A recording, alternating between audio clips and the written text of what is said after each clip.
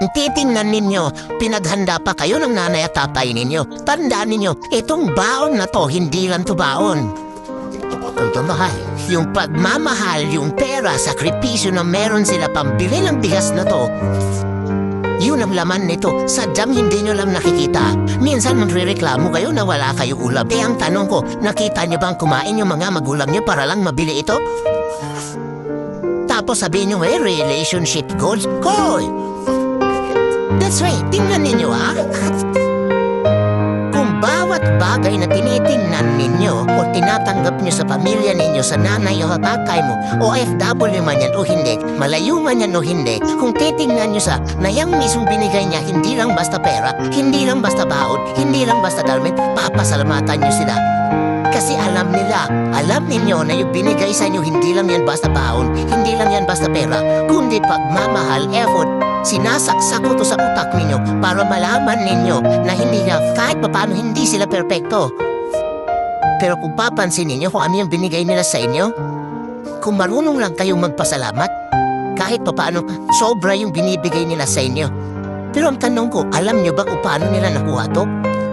Subukan nyo ba Sabado Linggo, sumama kayo sa kanila? Pero hindi, uunahin sino? Si barkada, si jowa. Tapos ngayon magagalit kayo sa kanila. It is because ang gusto nyo lang, kayo lang ang intindihin. At hindi nyo sila gusto intindihin. Paano nyo sila maiintindihan kung ayaw nyo silang intindihin?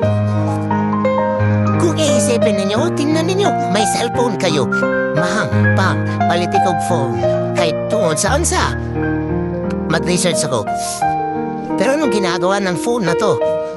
It is because sa panahon ngayon, pag naging bobo kayo, hindi nakasalanan ng teacher ninyo, hindi nakasalanan ng tatay ninyo, hindi nakasalanan ng mga magulang ninyo o ng ibang tao. Lalong-lalo na pag may cellphone kayo. Bakit? 10 peso lang ang kailangan mo. Kahit 5 peso nga lang, malalaman mo kung ano yung gusto mong malaman. Maybe hindi lahat, pero kung may gusto kong malaman sa subject na meron ka, pwede mong matutunan. But you choose na i-research ninyo sa halip na i-grow yung sarili ninyo.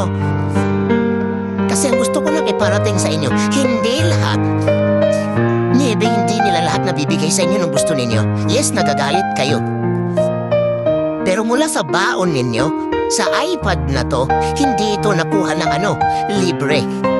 Pero dahil kahit paano hindi kayo marunong magpasalamat, hindi kayo marunong mag-appreciate, ang tingin nyo sa kanila, sobrang sama nila, kulang na kulang sila. Pero pinapaalala ko sa iyo na please naman, isama ninyo sa pangarap ninyo ang tatay at sa nanay ninyo, hindi yung jowa ninyo. Kasi itong jowa ninyo at iniwan kayo, babalik kayo kanino? Sa family ninyo. Kahit anong gawin nyo dito, paminsan, hindi halos lahat.